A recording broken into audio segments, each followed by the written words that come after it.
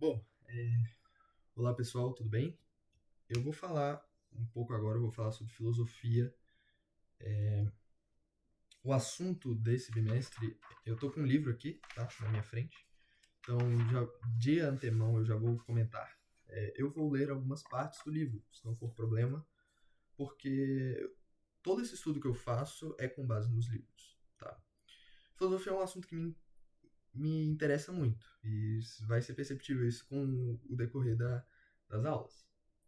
Bom, antes de começar o nosso estudo e toda essa sequência, eu quero primeiramente pedir a Deus para que Ele nos conduza, para que Ele esteja conosco, para que eu possa ajudá-los e para que eu possa, de certa forma, falar do nome dele, amá-lo e me deixar ser tocado por Ele para que eu ajude a outros, né? E fazer desse tempo um tempo fecundo, um tempo fértil para amá-lo, para servi-lo e que seja um tempo de amor. Esse é o intuito de tudo, né? Bom, começando. O professor Gabriel, ele comentou com a sala que ele não vai trabalhar aspectos gerais sobre ética, política. Aí, me perdoem, eu vou tomando um café porque, enfim, acabei de voltar da igreja e eu não tomei café.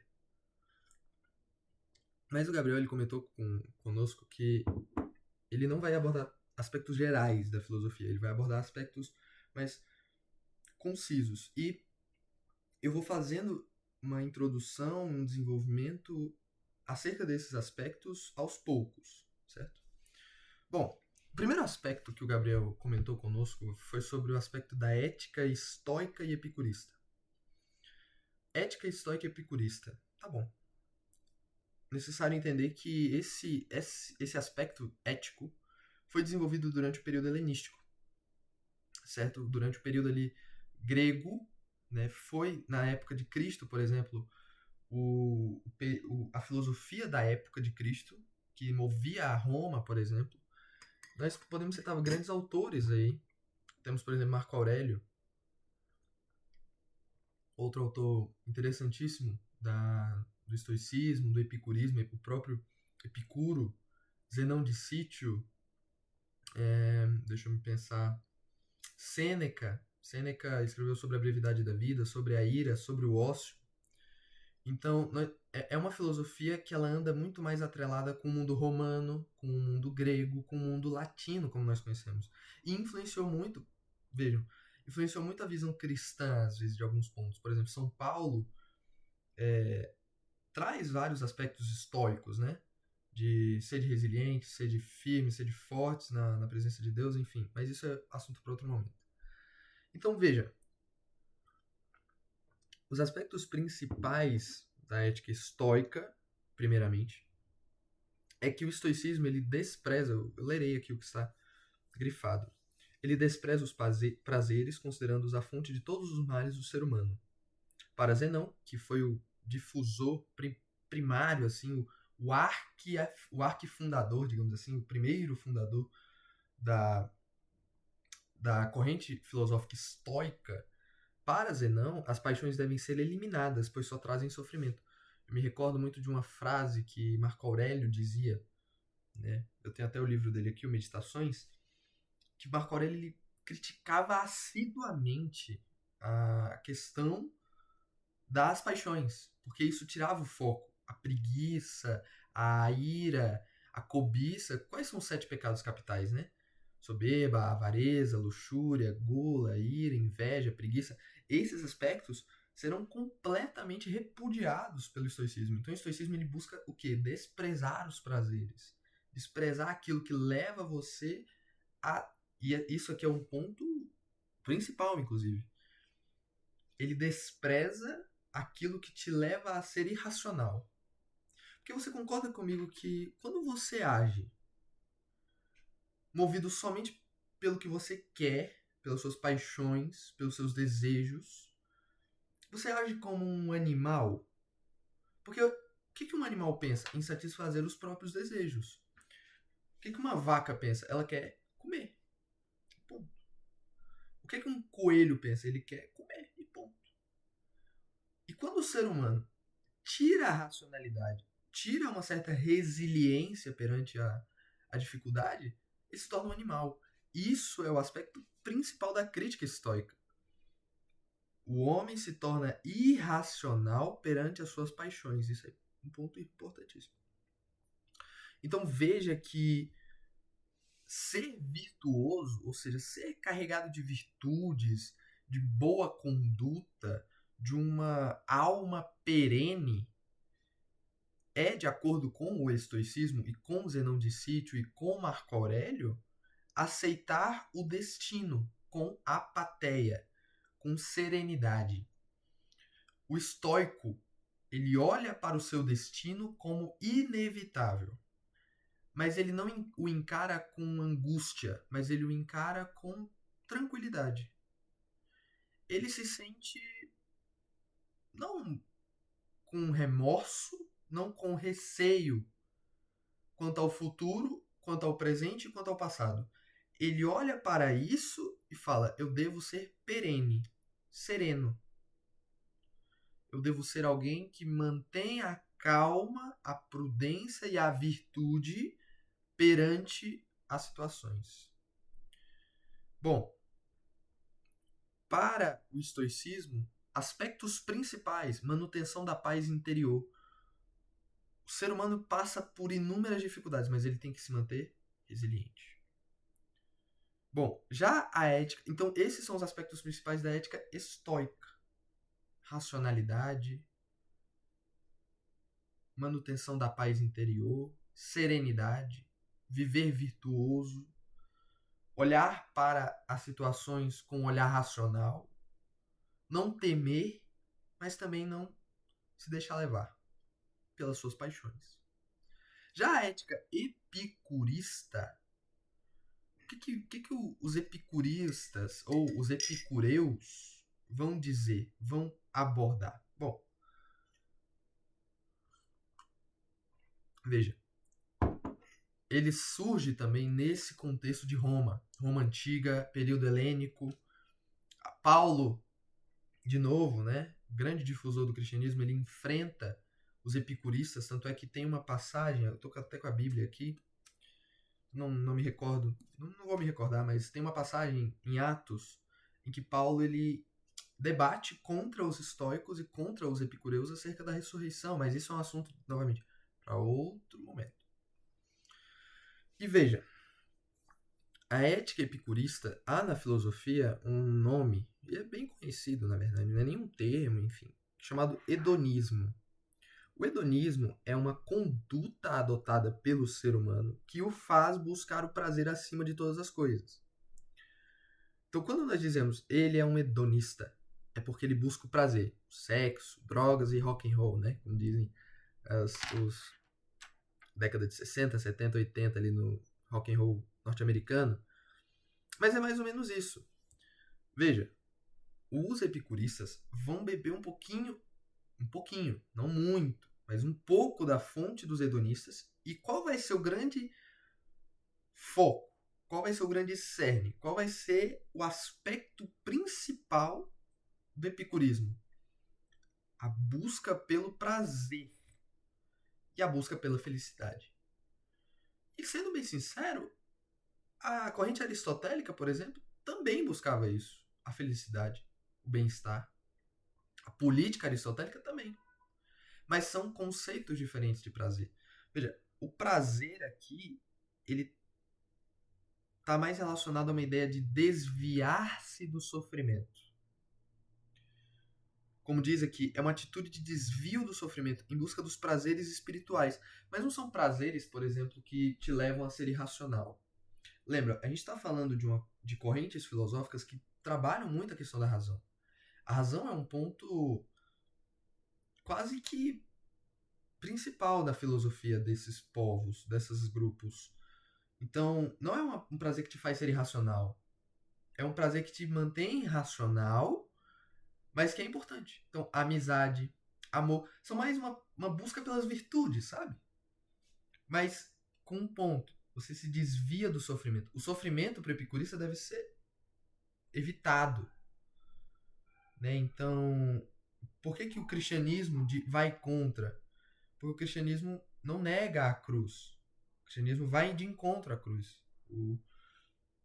Os epicuristas buscam fugir, né? Por isso, justamente, se vocês estiverem na prova, se vocês, enfim, Caio, eu não gosto de religião e tal, mas pelo menos tenha como base esse exemplo. Paulo quase foi apedrejado, se eu não me engano. Posso salvo engano, mas Paulo, apedrejado, digo, metaforicamente, tá? Mas Paulo quase foi, cara, zombado, foi xingado pelos epicuristas por causa disso. Porque ele dizia que Jesus foi crucificado e que essa crucificação iria originar uma ressurreição. Isso era impensável.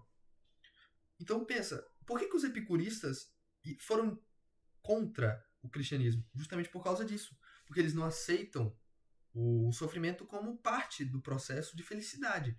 A felicidade para eles é o quê? Busca pelo prazer. Não um prazer hedonista, mas um prazer que vai me elevar espiritualmente, né? É manter a alma imperturbável. Imperturbável, perdão. Imperturbável. Manter a alma serena e sempre em busca do prazer. Amizade, amor, enfim. Bom, o segundo ponto que foi trago pelo professor Gabriel, o grandioso Gabriel, foi a ética kantiana. Bom, primeiro tem que falar quem foi Kant, né? Quem foi o Kant? Quem foi Immanuel Kant? O Immanuel Kant, ele foi um filósofo, horas, foi um filósofo alemão, no período do Iluminismo. Ele é considerado, talvez até, o pai da ética moderna, pai do Iluminismo. Ele que cunhou, ele que... Não, o termo é Iluminismo. Foi o Kant que bateu a tecla. E o Kant, veja, ele foi um grande filósofo no período de transição e consolidação do humanismo, como vemos hoje. Então, foi um filósofo... Olha, o que eu vou falar aqui é uma afirmação perigosa, mas eu vou fazê-la. Talvez Immanuel Kant foi o filósofo mais influente nas correntes filosóficas do mundo moderno. Mais do que Nietzsche, mais do que Sartre, mais do que todos. Albert Camus, mais do que todos. Por quê? Porque, cara, ele entendeu a ética de uma forma nova. Ele trouxe uma nova ideia de ética que a gente vai abordar. Então vamos fazer só uma introdução aqui a Kant, que o livro traz, e já vamos direto ao ponto. Então a sociedade europeia ela passa a sofrer influência ali do pensamento humanista, renascentista, século XV, início da Era dos Descobrimentos, Novo Mundo, Thomas More aparece com essa nova ideia, Erasmo de Roterdã, enfim. E isso traz o quê? E isso aqui é importante. O homem agora é o centro da coisa. Antropocentrismo, humanismo. É isso que significa. Agora é o homem, a gente vai olhar para o homem. A ética é o homem. Ética medieval, ética anterior era o quê? Não. Deus, temos uma ética. Né? Então, os 10 mandamentos, preceitos religiosos, evangelho. Né? Isso é ética medieval. O Kant vai olhar para isso e vai falar, não, sair um pouco disso e trazer uma ética mais humana, prática, sabe? O Kant é um filósofo prático. Apesar de ele escrever difícil pra caramba, mas ele é um filósofo prático, dos costumes. Por isso que tem um livro chamado Metafísica dos Costumes, sobre a metafísica dos costumes. Porque ele vai trazer uma filosofia prática para ser aplicada. Costumes. Enfim. Então, o Kant é esse cara. É esse precursor do movimento iluminista ético. Então vamos lá. Kant fez da ideia de dever o centro de sua filosofia moral. Dever. O que eu devo fazer? A pergunta para o Kant é isso. O que define o que eu devo e o que eu não devo fazer? O que parece ético e o que não parece ético? Sabe? Essa é a pergunta a ser feita. Bom, analisando os princípios da consciência moral, concluiu que ela é capaz de elaborar normas universais, uma vez que a racionalidade, tá vendo? Por que é importante a gente trazer um contexto sobre a coisa? porque o contexto nos permite entender melhor. Quando a gente compreende que Kant era um filósofo iluminista, iluminismo traz a ideia de racionalidade, e que a racionalidade vai ser uma marca da filosofia kantiana, a gente começa a ligar os pontos e falar, olha, então o Kant vai ser um filósofo que vai tratar a racionalidade, o homem no centro, né? Então isso é importante. Veja, qual que é o ponto? No kantismo, que é a ideia do Kant, a razão humana é legisladora no que concerne a moral, quando esta é regida por imperativos categóricos. O que é um imperativo categórico? É uma coisa que é imperativa, que é dominada, que é um domínio, que é um dever, né? O imperador é aquele que impera, aquele que manda categoricamente, de forma universal, de maneira firme, rígida. Então é um mandamento rígido, uma forma de expressar a sua ética de forma firme, rígida. Perceba, para o Kant, tudo se meio que não tudo se resume a isso, mas o ponto aqui se resume a isso. Um ato moral só é válido se praticado de forma autônoma, consciente e por dever. Por dever. Para o Kant, não existe um ato moral ser praticado sem consciência. Sabe? Não existe isso. Você tem que ter consciência do que você está fazendo. Você deve fazer. Eu quero fazer. E eu vou fazer. Esse é o ponto. Portanto, o ponto aqui é que a ética do Kant vai trazer uma ideia muito mais de dever. Não de... Tá, olha, perceba. Estoicismo, busca pela serenidade. Epicurismo, busca pelo prazer. O Kant vai olhar para tudo isso e falar, não, sai. Não, não é isso. O ponto aqui é que você não faz as coisas porque você quer fazê-las, às vezes. Você faz as coisas porque você tem que fazê-las. Por exemplo, estudar para uma prova. Você estuda para a prova porque você quer estudar para a prova? Muitas vezes não. Mas você estuda para a prova. Por quê? Porque você tem que estudar para a prova. Isso, muitas vezes, é um imperativo categórico. E o dever, então, é a única fonte legítima da moralidade. Esse sentimento que você tem no coração de fazer algo, de tomar uma decisão como um dever. É o meu dever tomar isso, fazer isso, agir dessa forma, falar isso. Entendeu? Então veja,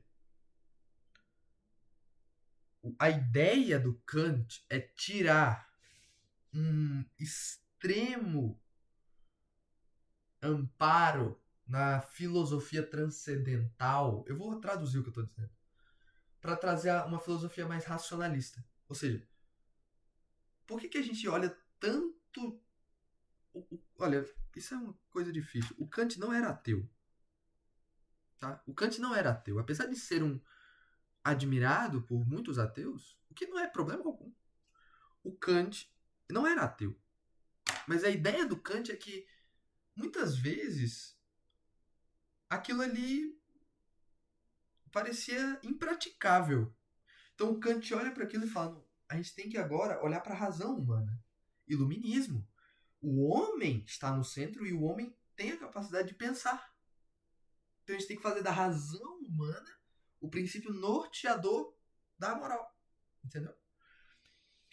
Então, a ideia é que a própria razão é a fonte da moral. Você faz isso porque é o certo a fazer. Moralmente e racionalmente. Você nunca.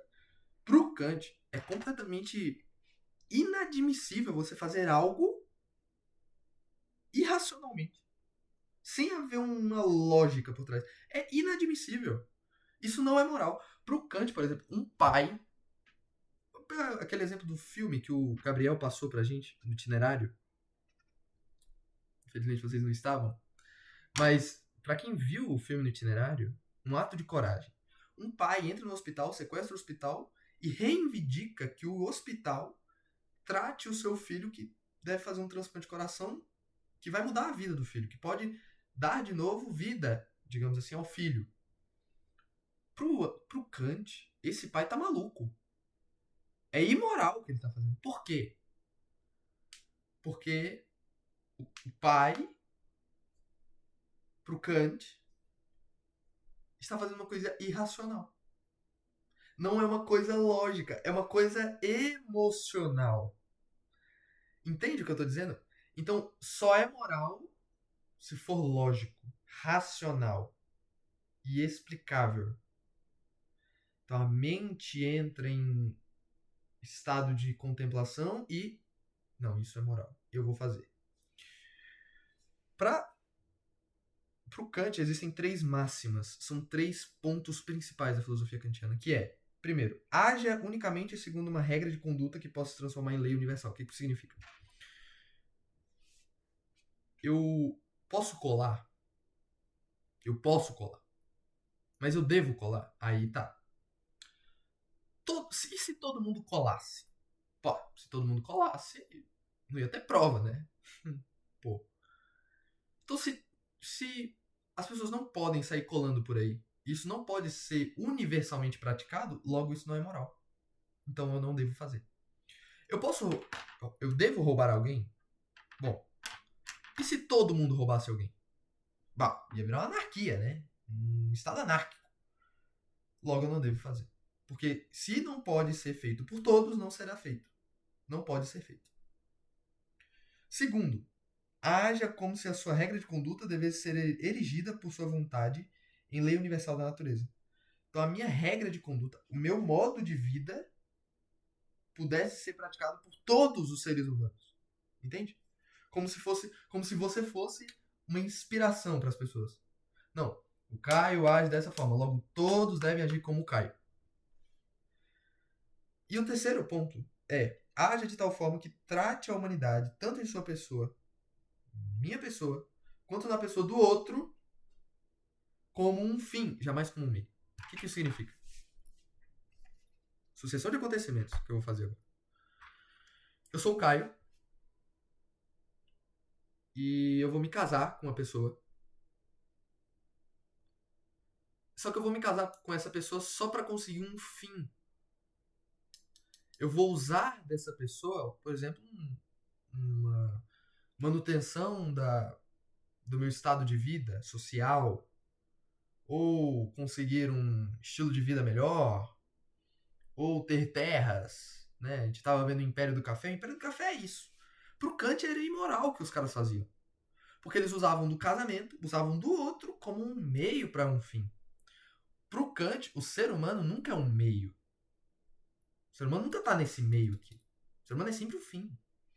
Então, eu vou fazer o bem, eu vou casar com uma pessoa, sim, Deus queira, eu vou casar com uma pessoa porque eu amo essa pessoa. E porque eu a amo, eu me casarei com ela. Os benefícios que isso me trará são consequências dessa ação, não o fim dela. Entendeu? E aí eu vou trazer vou ler aqui uma parte do livro. Enfim. De acordo com o Kant, um ato moralmente bom e correto é aquele que obedece à lei moral, em conformidade com os imperativos categóricos, que é o dever, e sem pensar em um resultado objetivo, que é a recompensa. Então eu vou me casar com ela. Por quê? Porque eu amo ela. Ponto. Acabou. Ah, porque ela vai me dar dinheiro. Ah, porque eu vou crescer na vida. Não. Não existe porquês. É o ato em si. O Kant vai olhar para o ato em si. Tira antes, tira depois. É o ato em si. É casar com ela. Casar com ela é a coisa certa a fazer, então eu vou me casar com ela. Ah, mas tira antes, tira depois. O Kant olha para a coisa em si. Mas eu vou ter isso, isso, isso de consequência, mas eu vou ter isso, isso, isso de causa. Não tem causa e consequência. É o ato em si. A gente tem que ter isso fresco na mente. Porque pode vir muitas questões sobre isso. Para Kant, a coisa deve ser analisada em todas as suas circunstâncias? Não. Para o Kant, a coisa deve ser analisada pela coisa em si. Pela situação em si. Então, um pai que sequestra o hospital para salvar o filho, todo mundo pode sequestrar um hospital? Não. Então não deve ser feito. É a coisa em si, sem consequências. Ah, mas se ele sequestrar o hospital, o filho dele vai ser salvo. Não, não tem consequências para a ação. Não tem nem causa nem consequência. Tem o ato em si. Se é errado, não será feito. Se é certo, deve ser feito. A ética kantiana é tida como deontológica. Eu estava na confissão e uma das coisas que nos é dita na igreja é que a gente não deve viver uma fé deontológica. O que isso significa? Fazer por fazer. Então, Caio, o que é deontologia? Basicamente é você fazer uma coisa por fazer. Sem consequência e sem causa. Fazer. Claro, na esfera da fé, aí é outros 500. Mas a ideia aqui é que a deontologia vai mover o Kant. Então, vai valorizar a intenção do ato independente das consequências. É o ato em si que ele vai analisar. Não é a coisa. Ah, mas essa coisa vai originar outra ou vai ser originada por outra. Sem outra. É ela e ponto. Entendeu? Então, agir corretamente implica ter uma boa intenção. Se a ação é boa, se a motivação for boa. Não pode ter egoísmo. Ah, eu vou fazer o bem, mas para conseguir certa coisa em troca. Logo você não está fazendo bem. Você está sendo um idiota. Então, essa ética, ela traz uma coisa mais de intenção. A ação em si, sabe? Parece-me muito, particularmente, e aqui eu termino o vídeo, que já está bem longo, parece-me muito uma ideia da regra de ouro cristã. Porque, veja, o Kant era cristão. Protestante. Bem aplicado no seu cristianismo. Muito firme. E o Kant, ele olha para aquela regra de ouro, Mateus 7,12, né? Faça ao outro que você gostaria que ele fizesse a você. Então o Kant olha para isso e fala, não, então eu devo deixar o egoísmo, devo deixar a causa, devo deixar a consequência, devo fazer porque é a coisa certa a fazer. Eu faço as coisas porque são a coisa certa a fazer. Então, panorama geral. Estoicismo. Busca pela serenidade, busca pela resiliência, olhar para as coisas com a visão racional, evitar a irracionalidade animal do ser humano. Epicurismo. Busca pelo prazer. Não de maneira completamente hedonista, mas fugindo ali do sofrimento. Lembra? Por que o epicurismo lutou contra o cristianismo? Porque justamente o cristianismo traz a cruz. O epicurismo sai da cruz, foge da cruz. Foge do sofrimento. E terceiro ponto é a ideia do Kant, do ato em si, de que você só faz aquilo que deve ser feito por todos, que poderia ser feito por todos. É uma ideia da razão como princípio norteador da ação. E é uma ideia de certo fazer o bem sem olhar para as consequências do bem e sem para as causas do bem. Olhar para o bem em si e fazê-lo.